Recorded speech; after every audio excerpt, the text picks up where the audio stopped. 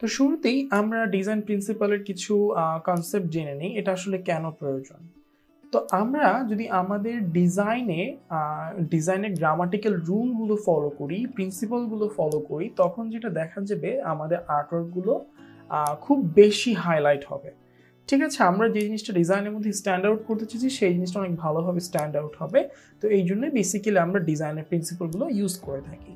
তো প্রথমেই আমরা যেই ডিজাইন প্রিন্সিপাল নিয়ে ডিসকাশন করবো এটা হচ্ছে এমফ্যাসিস। তো এমফ্যাসিস প্রিন্সিপালের মেইন কোর কনসেপ্ট হচ্ছে আমরা আমাদের ডিজাইনের কোনো একটা অংশ যদি বেশি পরিমাণে হাইলাইট করতে চাই তখন আমরা এই এমফ্যাসিস প্রিন্সিপালটা ইউজ করতে পারি। যেমন আমার রাইট সাইডে আপনারা একটা পোস্টার ডিজাইন দেখতে পাচ্ছেন, একটা মিউজিক ব্যান্ডের পোস্টার। সো এইখানে কিন্তু আমাদের পোস্টার ডিজাইনের থেকে সবচেয়ে ইম্পর্টেন্ট হচ্ছে আমাদের ব্যান্ড নেমটাকে হাইলাইট করা। সো এই জন্য আমরা যেটা করেছি নেমটাকে বোল্ড ফন্ট রেখেছি, প্লাস হচ্ছে একটা বিগেস্ট সাইজের ফন্ট এখানে রেখেছি। সো একটা জিনিস এখানে আমরা জানতে পারলাম যে আমরা যদি কোনো একটা আর্ট ওয়ার্কের মধ্যে কোনো এসেনশিয়াল ইনফরমেশন প্রোভাইড করতে চাই, সো ডেফিনেটলি সেটাকে আমরা কি করব, সেন্টারে রাখার ট্রাই করব এবং biggest element on the art work, that means হচ্ছে আর্ট ওয়ার্কের মধ্যে বিগেস্ট কোনো একটা পার্ট জুড়ে সেই অংশটাকে আমরা রাখার চেষ্টা করব। সো দ্যাটস ইট, এই হচ্ছে আমাদের এমফ্যাসিস কম্পোজিশন। দেন হচ্ছে আমাদের ব্যালেন্স অ্যান্ড অ্যালাইনমেন্ট। আমরা কিন্তু জানি আমরা আর্ট ওয়ার্কে যে কোনো কিছু ইউজ করি না কেন প্রত্যেকটা কন্টেন্টের যে কালার, সাইজ, টেক্সচার সব কিছু কিন্তু একটা ওয়েট থাকে, রাইট? একটা ওজন থাকে। যেমন এখানে আমরা হাই কন্ট্রাস্টের একটা ফোরগ্রাউন্ড লেয়ার হচ্ছে অ্যাড করেছি, ব্ল্যাক কালার। তো এইটারও কিন্তু একটা ওয়েট আছে। একটা জিনিস খেয়াল করেন, আমি যদি ঠিক এইটার রাইট সাইডে ব্ল্যাক কালারটা আরও বাড়িয়ে দিতাম তখন কি হতো, এটা কিন্তু ব্যালেন্স নষ্ট হয়ে যাইতো। ঠিক আছে? সো এইটাকে বলা হচ্ছে symmetrical design. That means middle part থেকে দুই পাশে সমান পরিমাণ ডিজাইনের এলিমেন্ট থাকবে। যেমন আমরা যদি এটাকে দুই ভাগ করি, ডান পাশে যে এলিমেন্টগুলো দেখতে পাচ্ছি বাম পাশে কিন্তু আমরা তুলনামূলকভাবে প্রায় সেম এলিমেন্টগুলোই দেখতে পারবো, সেম সাইজের, সেম এলিমেন্টের, সেম ব্যালেন্সের, রাইট? সো এইভাবে আমাদের যদি ডিজাইনের মধ্যে মোর ব্যালেন্স, অ্যালাইনমেন্ট আমরা মেনটেন করতে চাই, সো ডেফিনেটলি আমাদেরকে symmetrical balance, symmetrical artwork make করতে হবে, যেটা আমাদের আই সাইডকে অনেক বেশি ইজি করে দিবে আর কি। ঠিক আছে? সো এখানে একটা লাইন আছে যে সেটা হচ্ছে সিমেট্রিক্যাল ডিজাইন আর always pleasing if not occasionally boring. ঠিক আছে? সো সিমেট্রিক্যাল ডিজাইনগুলো আমাদের অলওয়েজ প্লিজিং হয়, অনেক আই ক্যাচি হয় অ্যাকচুয়ালি। ঠিক আছে? সো আমরা আমাদের ডিজাইনে যদি ব্যালেন্স রাখতে পারি, ইলাস্ট্রেশনে ব্যালেন্স রাখতে পারি, সেটা আমাদের ডিজাইনটাকে আরও প্লিজিং করে দিবে ইনশাআল্লাহ। নেক্সট আমাদের যে design principal, most important topic, সেটা হচ্ছে কন্ট্রাস্ট। এই জিনিসটা আমরা অনেক সময় ভুল করে থাকি। হ্যাঁ, আমরা যেটা করি, যেমন এখানে কিন্তু একটা জিনিস খেয়াল করেন, এই পোস্টার ডিজাইনে কিন্তু তিনটা গ্রাউন্ড আছে, foreground, mid ground and then background. ফোরগ্রাউন্ডের কন্ট্রাস্টটা একটু বেশি, মিড গ্রাউন্ডের কন্ট্রাস্টটা একটু কম, ব্যাকগ্রাউন্ডের কন্ট্রাস্টটা আরও কম। এই তিনটা কন্ট্রাস্টের লেভেল ডিফারেন্ট হওয়ার কারণে আমরা কিন্তু এই তিনটা গ্রাউন্ড সেপারেট করতে পারতেছি, বুঝতে পারতেছি যে কোনটা আমাদের সামনে আছে, কোনটা একটু দূরে আছে, কোনটা তার চেয়েও দূরে আছে, রাইট?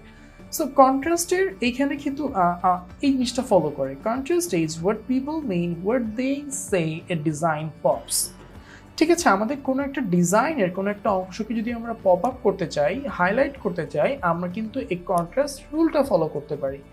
যেমন এই ডিজাইনে আমাদের হাইলাইট করার প্রয়োজন হচ্ছে এই ক্যাটস ফেসটা, রাইট? তো ক্যাটস ফেসটা যদি হাইলাইট করতে চাই, প্লাস আমাদের ডিজাইনটা যদি মোর ভাইব্রেন্ট হয়, তখন আমরা কি করব, কন্ট্রাস্ট কম্পোজিশনটা ইউজ করব। যেমন বায়ার যদি বলে যে আমাদের ডিজাইনটা হিউজ কালারফুল হবে, প্লাস হচ্ছে আমাদের একটা কোনো একটা অ্যানিমেলস ফেস ওখানে হাইলাইট হবে, তখন আমরা কি করব, আমরা একটা জিনিস খেয়াল করেন, যদি আমরা এই অ্যানিমেল ফেসটাকেও যদি কালারফুল করতাম, প্লাস হচ্ছে আমাদের ব্যাকগ্রাউন্ড তো অলরেডি কালারফুল আছেই, তাহলে কি আমাদের অ্যানিমেল ফেসটা কি হাইলাইট হতো? হতো না কিন্তু, রাইট? সো আমরা এখানে অ্যানিমেল ফেসটা হাইলাইট করার জন্য আমরা কি করলাম, এখানে কন্ট্রাস্ট লেভেল সুপার হাই করে দিলাম, যার কারণে কি হলো, আমাদের এই ডিজাইনের ওয়েটটা অনেক বেড়ে গেল। বেড়ে যাওয়ার কারণে আমার ব্যাকগ্রাউন্ড যে এলিমেন্ট আছে সেটার ফোকাসটা কমে গেল, আমার মেইন সাবজেক্টের ফোকাসটা বেড়ে গেল। সো এটাই হচ্ছে কন্ট্রাস্টের খেলা। ঠিক আছে? সো আমরা আমাদের ডিজাইনে কন্ট্রাস্টের প্রিন্সিপালটা ইউজ করে এই ধরনের ডিজাইনের হাইলাইটগুলো নিয়ে আসতে পারি। দেন আসি হচ্ছে রিপিটেশন কম্পোজিশন। এটা ফটোগ্রাফি কম্পোজিশনে অনেক ইম্পর্টেন্ট একটা রুলস। সেটা হচ্ছে যে কোনো কিছু রিপিটেশন হলে কিন্তু কম্পোজিশনটা অনেক ভালো হয়, রাইট?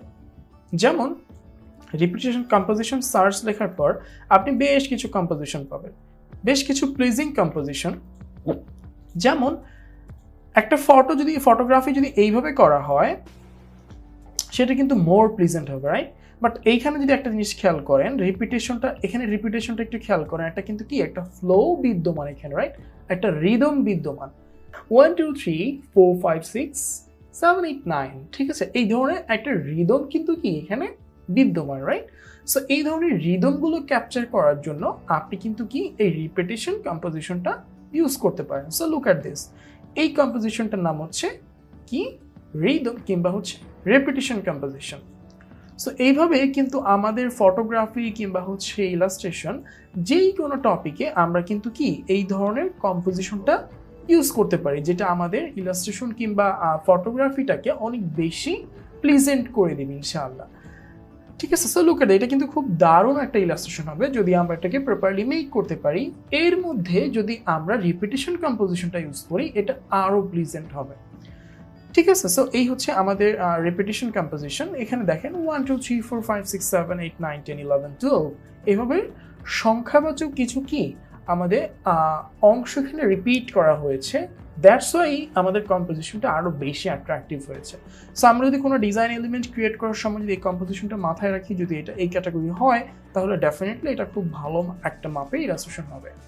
দেন হচ্ছে প্রপোর্শনটা আসলে অনেক ইম্পর্টেন্ট একটা জিনিস। সেটা হচ্ছে এখানে একটা জিনিস না বললেই না, সেটা হচ্ছে it often help to approach your design in section instead of as a whole.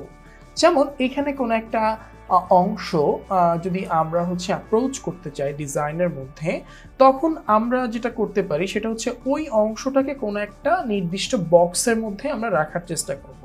যেমন এখানে রবি রাশটা আছে, তো রবি রাশটা এখানে আমি কেন রেখেছি যেন এটা মোর হাইলাইট হয়।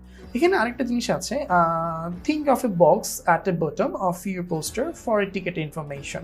যেমন টিকেট ইনফরমেশনের জন্য কিন্তু আমরা ছোট্ট একটা বক্স কি করতে পারি, পোস্টারের নিচে রাখতে পারি, যেন এই ইনফরমেশনের টপিকগুলো একজন ক্লায়েন্ট কিংবা হচ্ছে একজন ভিউয়ার সহজেই এই অংশের মধ্যে পেয়ে যায়। কথাটা বুঝতে পারছেন? or a sidebar on a website on a website for search bar। যাই হোক, জাস্ট এইটুকু বললেই হবে, or a sidebar on a website, মানে সাইডবারে যদি আমরা কোনো ওয়েবসাইট রাখি তখন কিন্তু সহজে এটা আই ক্যাচি হবে, যে একজন ভিউয়ার সহজে দেখে বুঝতে পারবে যে এটা একটা ওয়েবসাইট। সো কোনো একটা নির্দিষ্ট কন্টেন্ট যদি আমরা ফোকাসে রাখতে চাই, সো ডেফিনেটলি সেইটাকে আমরা কোনো একটা প্রপোর্শনে রাখা ট্রাই করব। যেমন এখানে কিন্তু কি ইনফরমেশন আছে, সো ইনফরমেশনগুলো কি আমরা এই হায়ারার্কিতে ইউজ করলাম, একটা বক্সের মধ্যে রাখা ট্রাই করলাম। ঠিক আছে? সেমভাবে আদার কোনো ইনফরমেশন থাকলে ওই ইনফরমেশনযুক্ত টপিকগুলো আমরা একত্রে রাখলাম। তখন যেটা হবে কি হবে, যে অ্যাপ্রোচটা সহজ হবে। ঠিক আছে? আইসাইটটা সহজ হবে কোনো একটা ইনফরমেশন টেক আউট করতে। সো এই আর কি, এভাবে আমরা প্রপোর্শন কম্পোজিশনটা ইউজ করে আমাদের ডিজাইনের এলিমেন্টগুলো হায়ারার্কি আমরা পারফেক্ট করতে পারবো। মুভমেন্ট কম্পোজিশনটা আরও ইম্পর্টেন্ট একটা জিনিস। কিছুক্ষণ আগে হচ্ছে আমরা আমাদের কনসার্টের একটা পোস্টার ডিজাইন নিয়ে ডিসকাশন করেছিলাম। তো সেই পোস্টার ডিজাইনে আমাদের মেইন টপিকটা ছিল কি, আমাদের ব্যান্ড নেমটা আমরা হাইলাইট করবো, রাইট? কিন্তু সেম পোস্টারটাতেই যদি আমাদের ব্যান্ড নেমের সাথে সাথে আমাদের ব্যান্ডের লোকেশন, কনসার্ট এরিয়া প্লাস হচ্ছে আমাদের ডিজাইন এলিমেন্ট একত্রে হাইলাইট করার প্রয়োজন হয়, তখন আমরা যে কম্পোজিশনটা ইউজ করতে পারি সেটা হচ্ছে মুভমেন্ট কম্পোজিশন হচ্ছে কোনো একটা নির্দিষ্ট এরিয়াতে আপনি ফোকাস দেওয়ার পর সেই এরিয়া থেকে আপনি অন্য এরিয়াতে চলে আসতেছেন সেই ডিজাইনের মুভমেন্টের মাধ্যমে। যেমন এই পোস্টারটার দিকে যদি আমি একটু তাকাই, তো আমার ফার্স্ট আই সাইডটা কোথায় হবে, এই যে দেখেন স্ট্রিং ব্যান্ড ফেভার, ঠিক আছে? সো এইটা কিন্তু ব্যান্ড নেম। তো এইখানে এমন একটা মুভমেন্ট দেওয়া হয়েছে যেন এইটুক থেকে আমার আই সাইডটা এই পাশে চলে আসতেছে, এই পাশ থেকে টোটালি এখানে চলে আসতেছে। সো এই যে ডিজাইনের মধ্যে যে একটা প্রপোর্শন ঠিক করা, একটা যে ব্যালেন্স রাখা, একটা যে মুভমেন্ট রেখে একটা ইনফরমেশন থেকে অন্য ইনফরমেশনে সুইচ করা, এই টোটাল কম্পোজিশনটার নাম হচ্ছে মুভমেন্ট। সো এখানে দেখেন আমাদের এই লেখাটার পর থেকে আমাদের যে আমাদের আইসাইটটা এখানে চলে আসছে, এইভাবে চলে এসে আমাদের এই অংশ চলে আসছে। সো এইভাবে টোটাল একটা আর্টওয়ার্কের মধ্যে একটা মোশন রাখা, এই কম্পোজিশনটার নাম হচ্ছে মুভমেন্ট। সো আমরা যদি একটু ভালো মতো রিসার্চ করি, এই কম্পোজিশন নিয়ে একটু বেশি মাপে প্র্যাকটিস করি, তখন আমরা ইনশাআল্লাহ এই কম্পোজিশনটা ক্যাপচার করতে পারবো।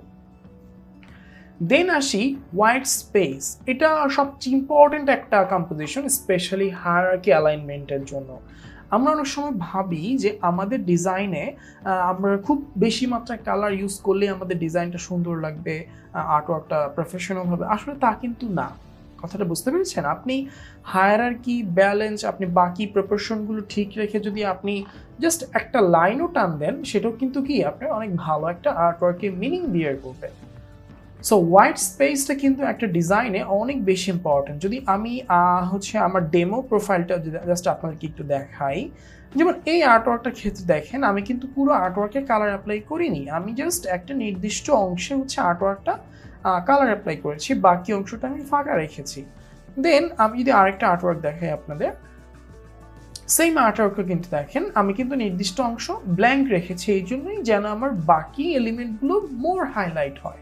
সো এইভাবেই আপনারা যদি আপনাদের ডিজাইনে কোনো একটা অংশে হোয়াইট স্পেসটা হচ্ছে রাখতে পারেন, তাহলে ডেফিনেটলি এটা আপনার হচ্ছে আর্টওয়ার্কটাকে আরও বেশি হচ্ছে স্ট্যান্ড আউট করবে, আপনার টপিকটা বেশি হাইলাইট করবে।